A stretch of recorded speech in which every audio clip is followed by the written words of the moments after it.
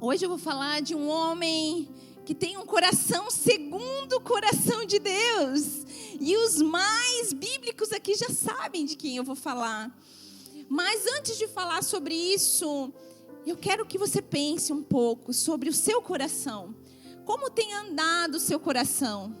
Sabe, todo o trabalhar de Deus na nossa vida, em toda a Bíblia, quando nós olhamos o que o Senhor está fazendo, sempre o Senhor está trabalhando no coração do homem. E agora, na nossa vez, no nosso tempo, não é diferente. Deus continua trabalhando. Deus continua fazendo a obra. E eu quero perguntar para você, você tem percebido Deus trabalhando no seu coração? Você tem percebido as coisas que Deus tem feito no teu coração? Você já consegue olhar para trás e ver que o teu coração não é mais o mesmo do que era antigamente? Talvez você olhe hoje para trás e pense assim, nossa, meu coração já foi melhor. Então eu quero dizer para você nessa noite, hoje é o dia de você se alinhar o teu coração e voltar a caminhar para frente. Mas se você olha para trás e diz, nossa, aquele meu coração de antigamente está totalmente diferente, está quebrantado, se transformou num coração de carne, não é mais um coração de pedra, um coração duro. Então essa palavra também é para você, porque o Senhor continua trabalhando, amém? Então eu vou compartilhar essa palavra hoje, como eu falei, foi uma palavra assim que Deus falou muito ao meu coração antes de chegar aqui. E essa palavra eu dei como título, pensei em muitos títulos, mas dei como título Davi, um homem segundo o coração de Deus.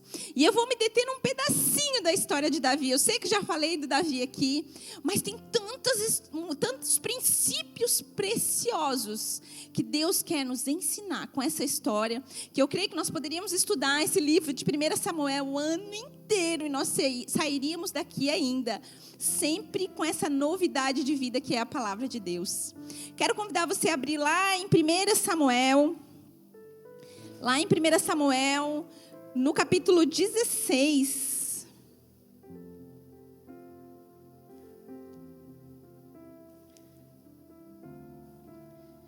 Samuel 16.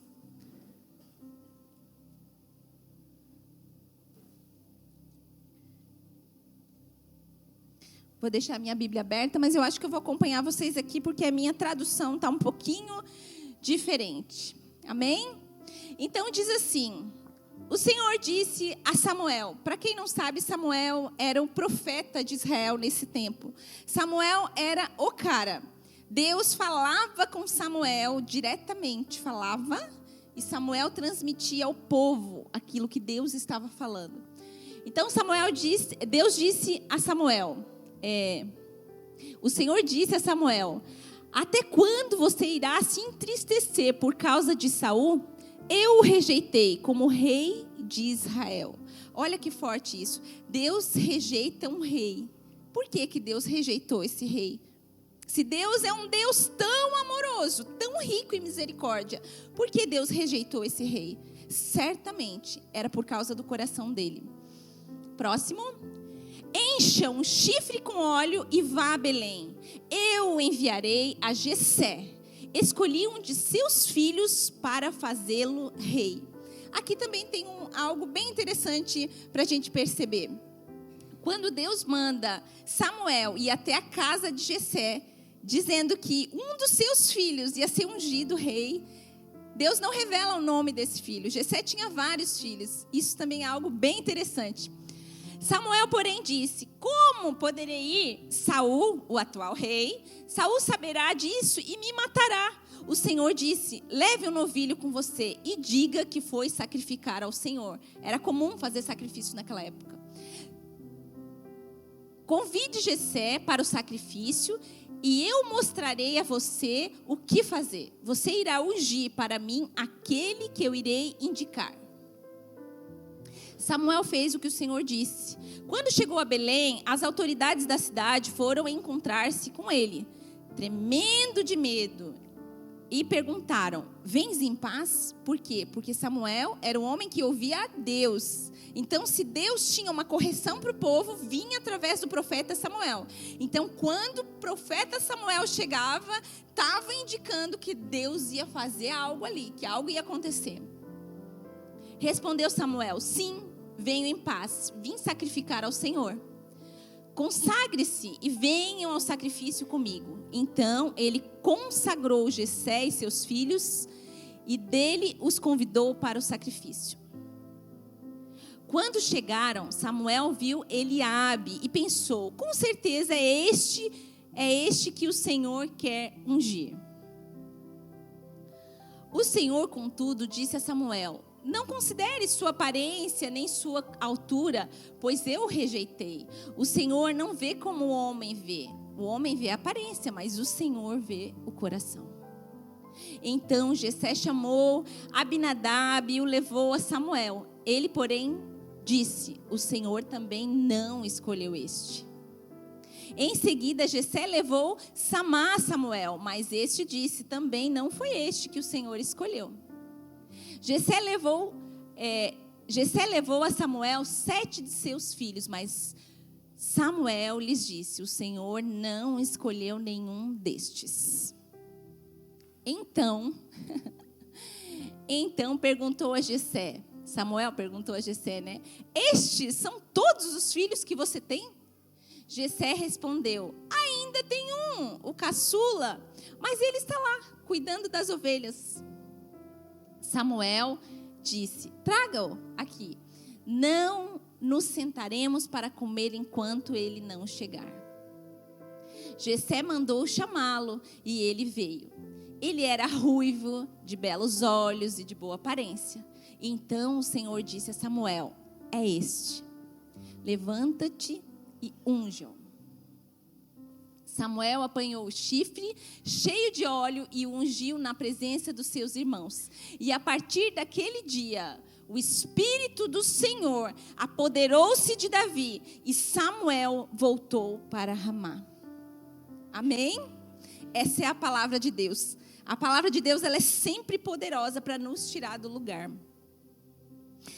E o que todas essas passagens, tudo isso que a gente acabou de ler agora, o que isso nos ensina? Podemos tirar alguns princípios disso. E uma das coisas é que nós podemos fazer grandes coisas nesse mundo. Você pode ser um grande advogado, um grande médico, um grande chefe, um grande empregado. Você pode fazer grandes coisas. Mas a verdade é que você só fará grandes coisas no reino de Deus se você for ungido pelo Senhor. Se o Senhor derramar da sua unção e do seu óleo sobre a sua cabeça. Por isso eu quero dizer para você nessa noite: você não veio aqui à toa. Deus te chamou porque Deus tem um grande propósito para a tua vida. Deus tem algo a mais para você. Não é apenas ser um professor ou uma professora. Não é apenas exercer a sua profissão e ser uma boa pessoa. Deus te chamou aqui porque Deus quer derramar do seu óleo e da sua autoridade sobre a sua vida. E aí, tudo aquilo que você faz, todas as tuas habilidades, tudo aquilo que você acha que é bom, tudo isso Deus vai usar para, de uma forma extraordinária, fazer com que a tua vida gere um impacto aonde você está. Amém? Não importa, queridos, não importa se te rejeitaram, se te traíram, se esqueceram de você, se deixaram você por último, como a gente viu ali, o caso de Samuel. Não importa se você se sente o menor de todos, ou que não é tão inteligente, ou que não tem tantas habilidades. E deixa eu dizer uma coisa para você: se você se comparar com os outros, você vai sempre se achar um menor. Como diz o ditado, a grama do vizinho é sempre mais verde que a nossa. Mas se você olhar para o Senhor, você vai entender que Deus tem um propósito na tua vida. E isso não tem a ver com as suas habilidades. Não tem a ver com quanto de dinheiro que você tem. E não tem a ver com as influências que você exerce. Mas tem a ver com Ele. Amém? Davi já tinha matado um urso e um leão. Mas a Bíblia diz que Deus se apoderou de Davi. E quando Deus se apoderou de Davi, o Espírito de Deus se apoderou de Davi. Davi, então, começou a fazer coisas sobrenaturais. Coisas além do natural, como matar um gigante com alguma pedrinha. Um adolescente. Sabe, quando Davi se apresenta para o rei Saul, se oferecendo para enfrentar aquele gigante, depois de tantos dias, que todo o exército de homens formados fica com medo, se esconde, não quer olhar para aquele gigante. Quando Davi se apresenta, o que Saul faz? Saul tenta dar a sua armadura para Davi. E Davi tenta andar com aquela armadura, mas não consegue. Sabe por quê? Porque quando Deus quer fazer algo na nossa vida, a gente não precisa ajudar a Deus. A gente não precisa tentar barganhar alguma coisa, porque a nossa força vem do Senhor.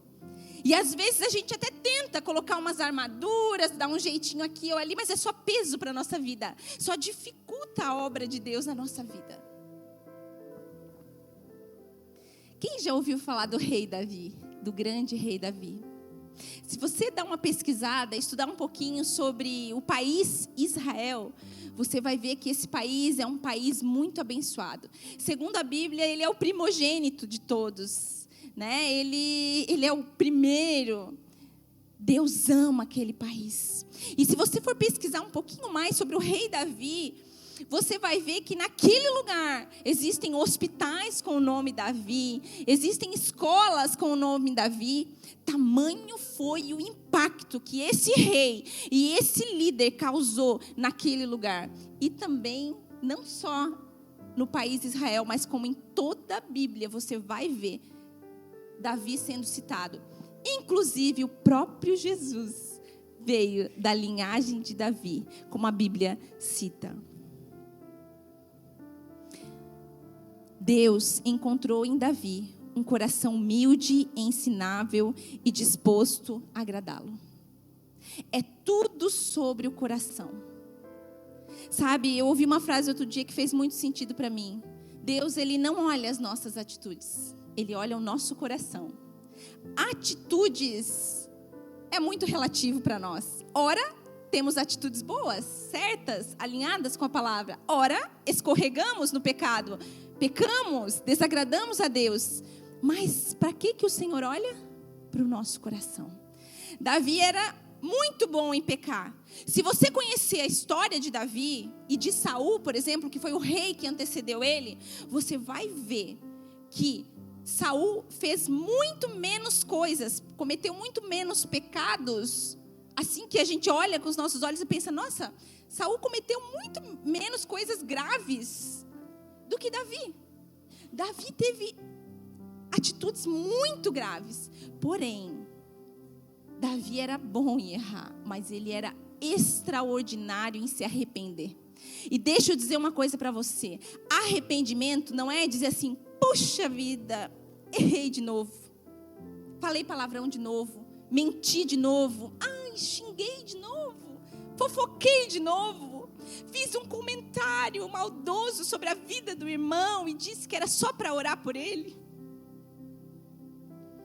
Arrependimento é mudança de caminho. É correção de rota. É você estar indo para um caminho de morte, você virar. Isso é arrependimento. Arrependimento é algo tão profundo que se você pudesse voltar atrás, você não veria mais pornografia de novo.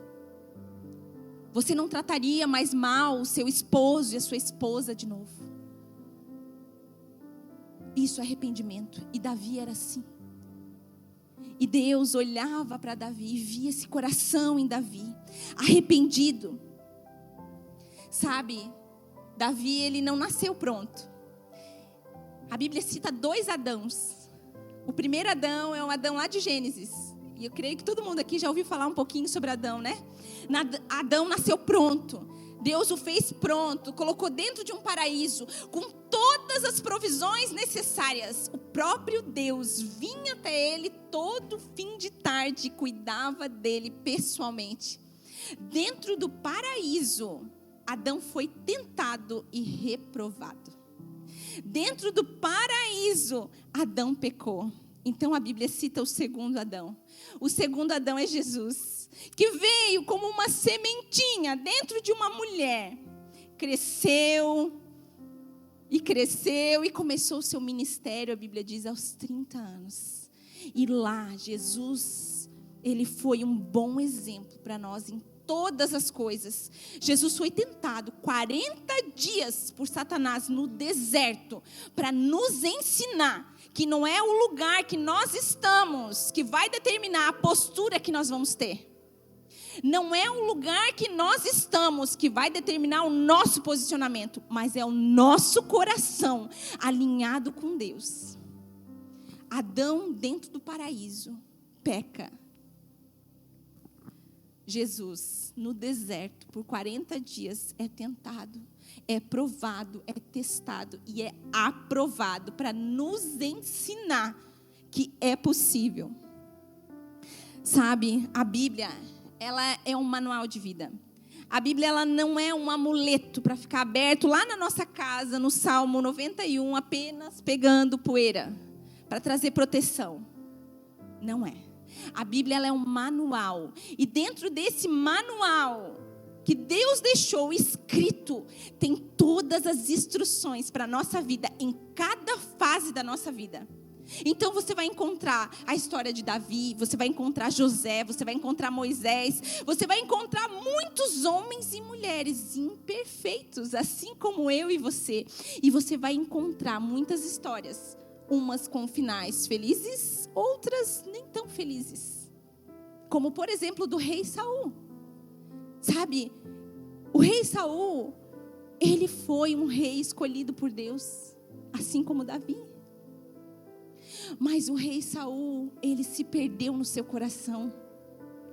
Ele, no fim da sua vida, a Bíblia diz que ele foi consultar feiticeiras, mesmo sabendo que o próprio Deus estava ali sobre aquela nação, a qual tinha colocado ele como um rei terreno.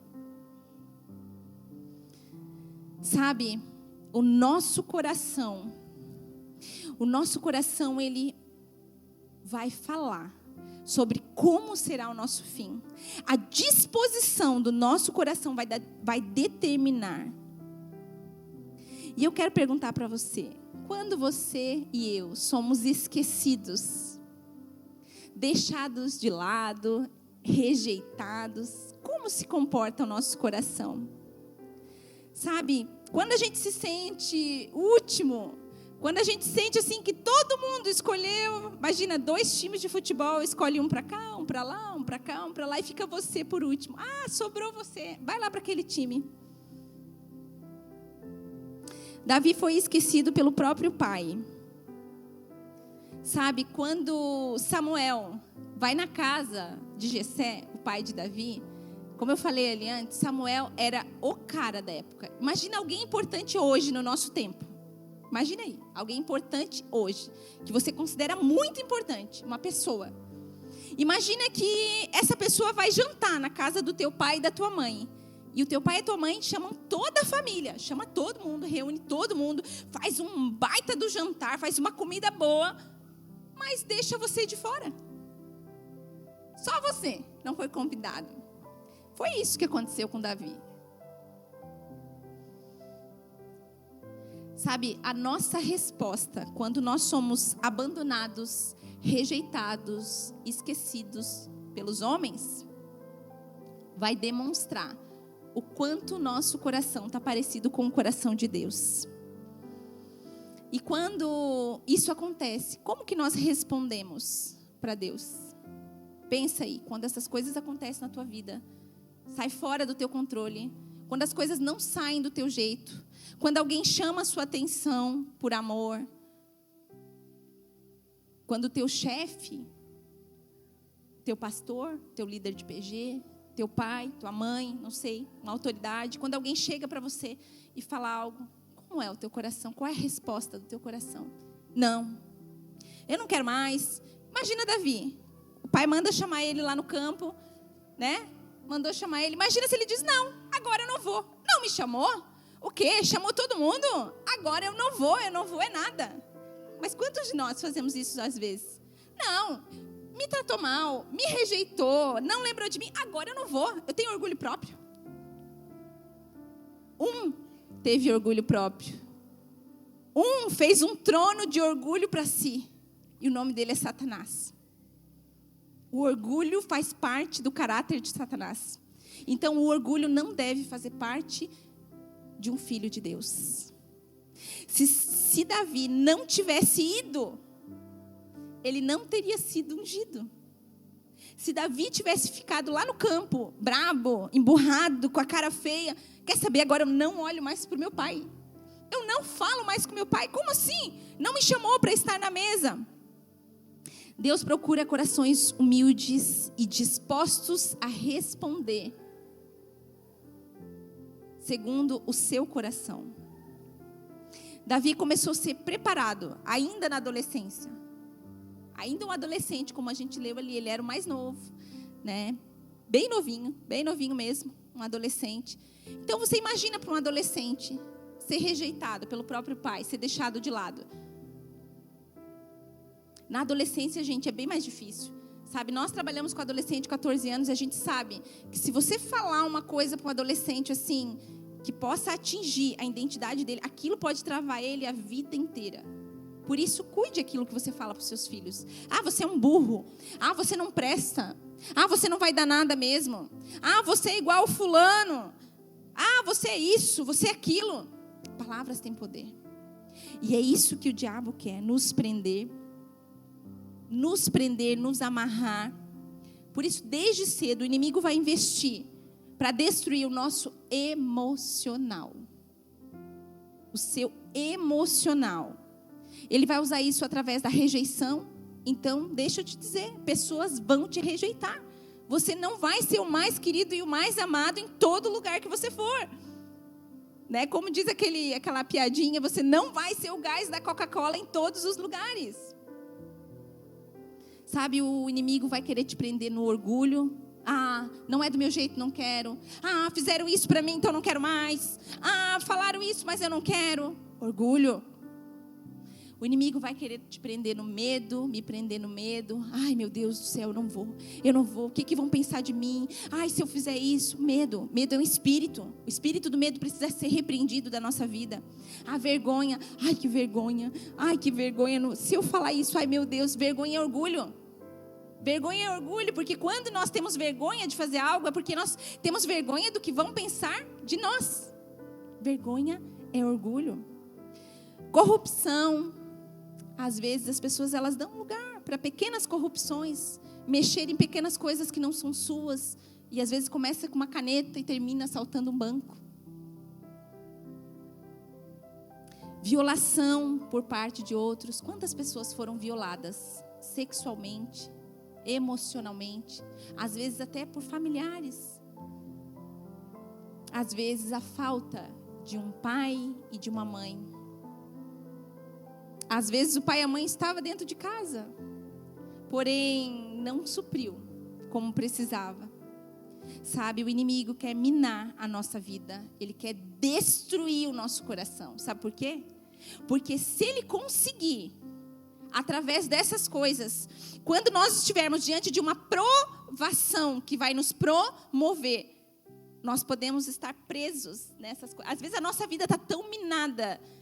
Meu Deus, eu estou tão destruída emocionalmente. Meu Deus, eu estou tão mal financeiramente. Meu Deus, eu estou tão mal no meu casamento, nos meus relacionamentos, que quando Deus coloca algo diante de mim, eu não vou. Eu não dou o passo. Não, eu não vou. Não, eu não vou lá me humilhar. Não, eu não vou, não me chamaram, eu não vou lá. Mas mal sabe você que aquele lugar de humilhação aos seus olhos é o lugar da sua promoção. É o lugar da sua promoção. Por isso que o inimigo vai trabalhar, queridos, para minar o nosso coração. E ele vai tentar de todas as formas. Eu não sei qual é a tua área de fraqueza.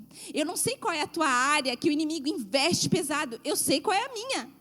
E nessa eu preciso vigiar. Enquanto eu estiver nessa terra, eu preciso vigiar. Cuide do seu coração.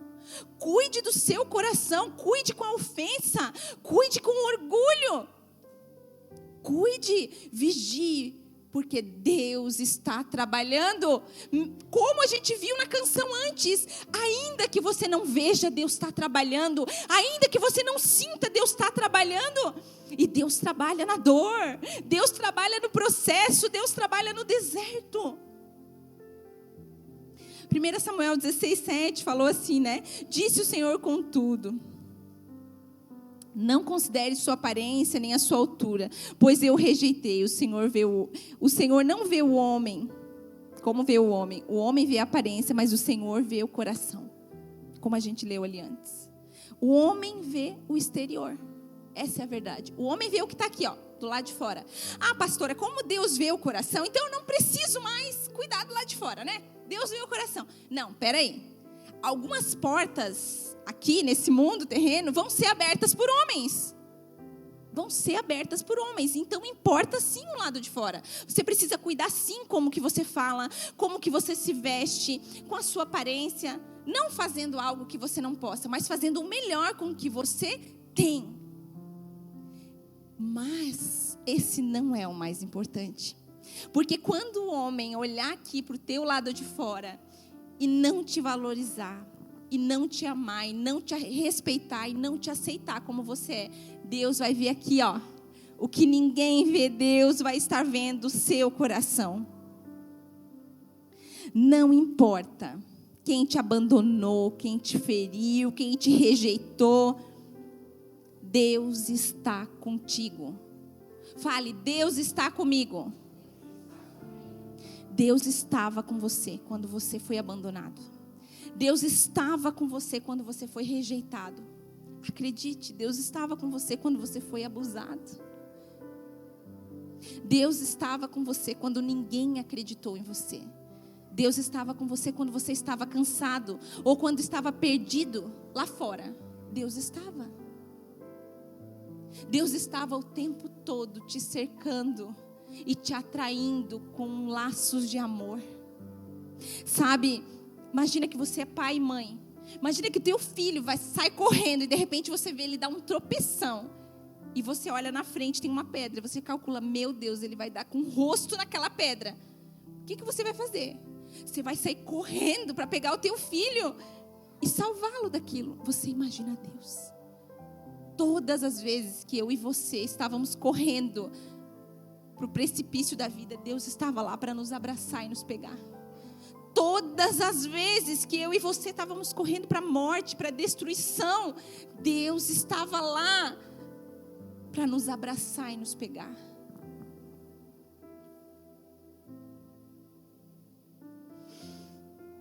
Deus, Ele prepara uma mesa, a Bíblia diz, na presença dos nossos inimigos. Lá no Salmo 23:5 fala: preparas uma mesa perante mim, na presença dos meus inimigos.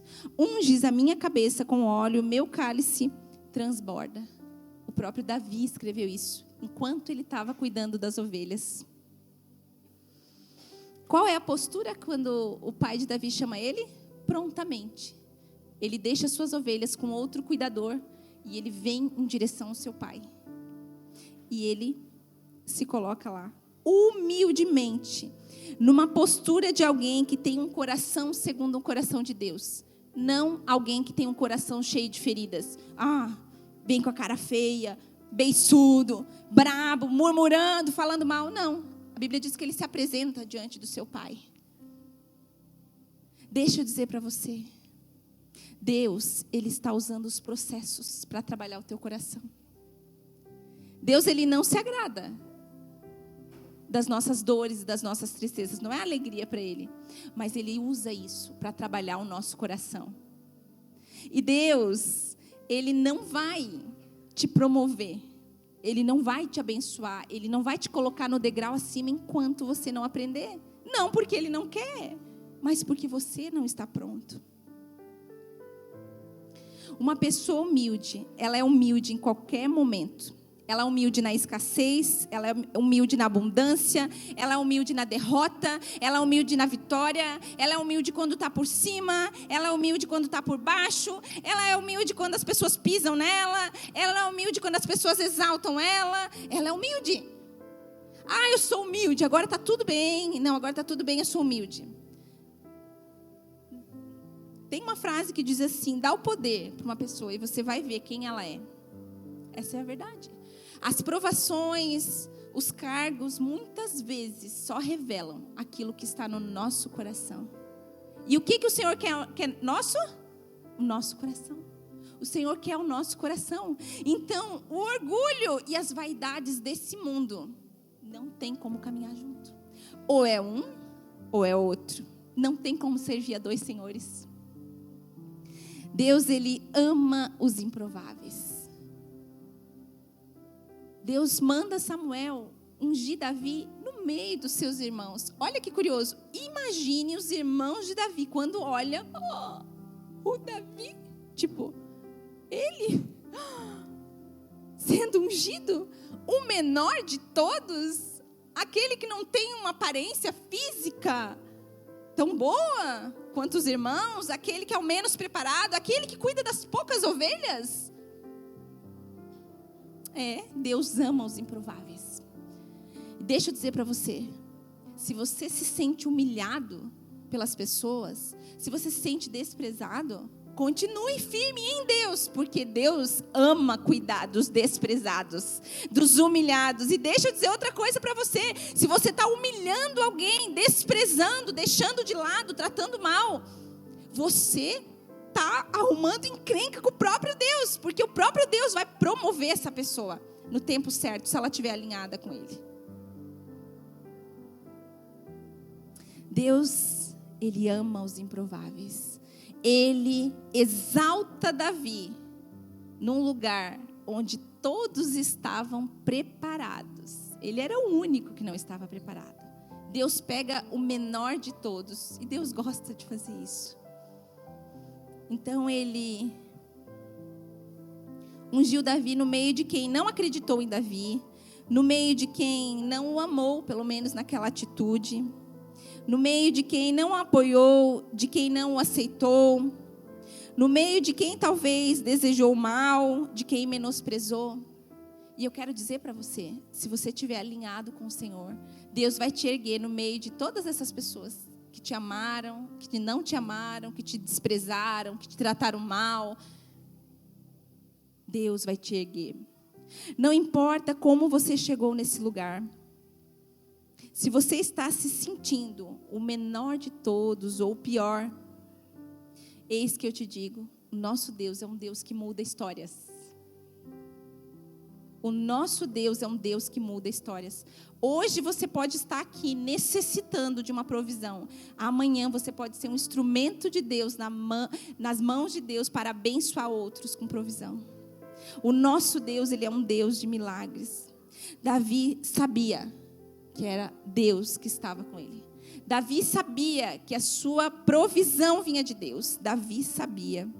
Davi valorizava a presença de Deus. Então tem uma passagem na Bíblia que Davi fala: eu posso perder todas as coisas, os meus bens, tudo, mas eu não posso perder a tua presença, Senhor. Davi sabia reconhecer da onde vinha a sua força.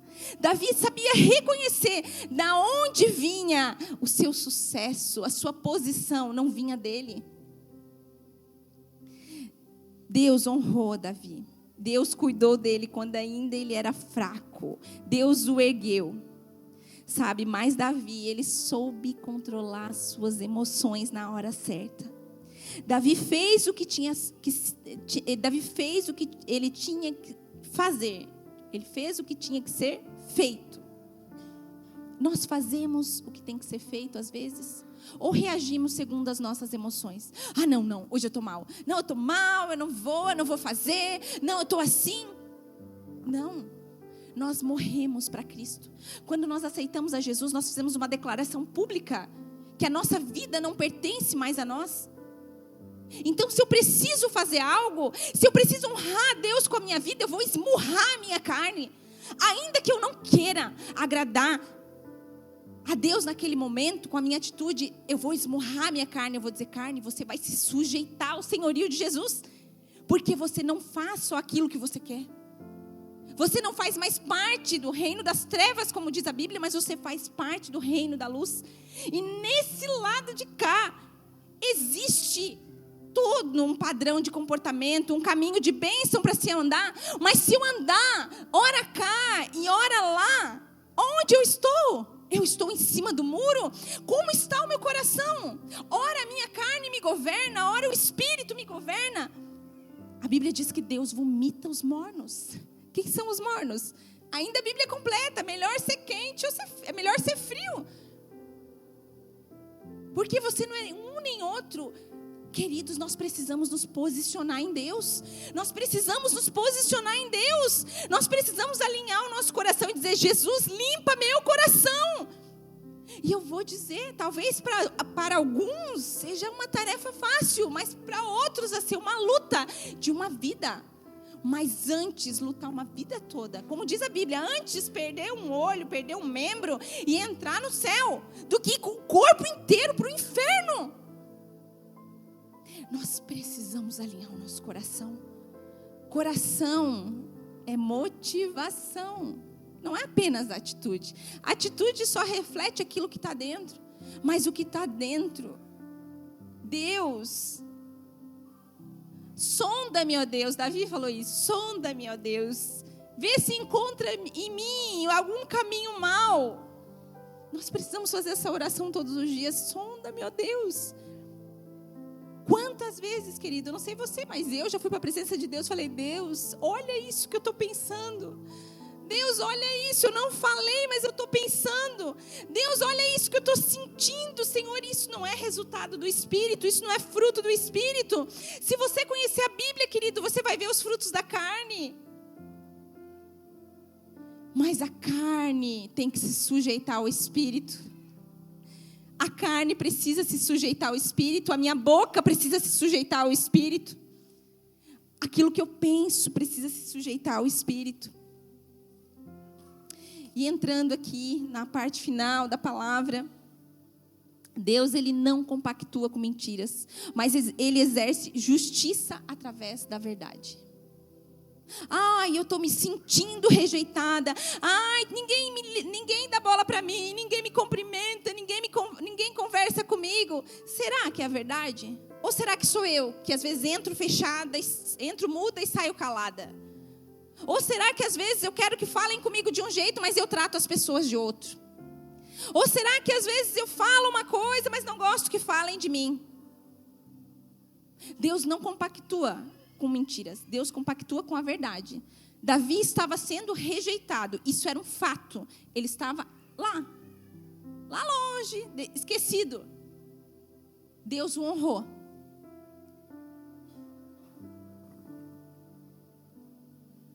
Deus, Ele anuncia uma promessa a Davi. Davi foi ungido rei, lá pelo profeta Samuel, como a gente leu ali. A Bíblia diz que Samuel pegou do óleo que estava no chifre, derramou sobre Davi e ungiu. Porém, no outro dia, o que Davi foi fazer? Cuidar das suas ovelhas. Ele não saiu dali rei. Oh, agora eu vou lá, vou tomar o trono de Saul. Não. Inclusive, quando ele teve a oportunidade de tomar o trono de Saul, ele disse: ai de mim se levantar contra o ungido do Senhor. Ele sabia que era Deus que ia colocar ele no trono na hora certa. A Bíblia diz que demorou anos até Davi se tornar, de fato, o rei perante as pessoas, sentar no trono. Deus trabalhou com Davi no processo. Davi serviu como servo de Saul. A Bíblia diz que quando o Espírito de Deus saiu de Saul e um espírito mau entrou nele, ele mandava chamar Davi para tocar harpa, porque ele ficava mais tranquilo. Eu quero dizer para você, quando as pessoas estiverem mal lá fora, você vai ser chamado para trazer descanso para os outros. Você vai ser chamado para ser luz no meio das trevas. Porque o Espírito, o mesmo Espírito que estava sobre Davi, está sobre a tua vida. É o Espírito Santo de Deus. O mesmo Espírito que estava nele está em nós hoje. Amém? Sabe, Não se iluda. É forte ouvir isso, né? Com promessas. Quantos aqui já receberam alguma promessa? Alguma palavra? Eu já recebi várias. É o processo que vai determinar se você vai chegar na promessa. É o processo. Sabe, quando Deus nos dá uma promessa, Ele pinta um quadro. Ele te sinaliza algo do futuro. Mas quantos aqui já receberam promessas? Talvez quantos que não estão aqui já receberam promessa e estão lá perdidos, lá fora. Deus quer nos abençoar? Quer. Deus quer nos levar para aquele lugar de promessa? Quer. Deus tem uma terra que mana leite e mel? Tem. Deus queria isso para o povo de Israel. 40 anos eles rodaram no deserto. Não porque a terra era longe. Não porque a terra não estava pronta. Não porque as coisas não estavam no lugar. Porque o coração deles não estava sujeito ao Senhor. E o que aconteceu com eles? Morreram no deserto depois de 40 anos. Mesmo tendo uma promessa de uma terra prometida. Deus vai nos dar as promessas. Mas o nosso coração vai determinar se nós vamos chegar lá. Davi podia ter dito: agora eu sou rei. Agora eu sou rei. Agora eu sou rei. Agora eu fui promovido, não fale mais comigo. Agora eu sou pastor. Agora vão ver aquele povo lá. O que eu vou fazer? Agora eu sou chefe nessa empresa. Agora vão ver. É para isso que Deus nos chama? Não. Deus trabalha as nossas vidas nos processos. E quando as promessas se cumprem? Quando a promessa se cumpriu na vida de Davi. Quando Davi sentou-se no trono, a gente sabe que muitas coisas vieram depois. Talvez você tenha promessas sobre a sua vida. Quando eu for promovido, quando eu ganhar aquele valor X, quando eu casar, quando eu tiver filhos, quando meus filhos casarem, promessas. Deixa eu dizer para você. A Bíblia diz que no mundo nós vamos ter aflições. Até quando você chegar na promessa, você vai ter aflições. Quando você casar, pronto? Tudo vai ficar agora um mar de rosas? Acabou as lutas, é isso? Quando você chegar na promessa daquele emprego tão sonhado, acabou? Não vai ter mais luta? Não vai ter mais nada? Não. Um coração contrito, ensinável. Um coração dependente do Senhor. Um coração que sabe de onde foi tirado e para onde foi levado. E para finalizar, Provérbios 4, 23 diz assim, quero convidar você a se colocar de pé. 4, 23 diz: sobre tudo que se deve guardar, guarda o teu coração, porque dele procedem as fontes de vida.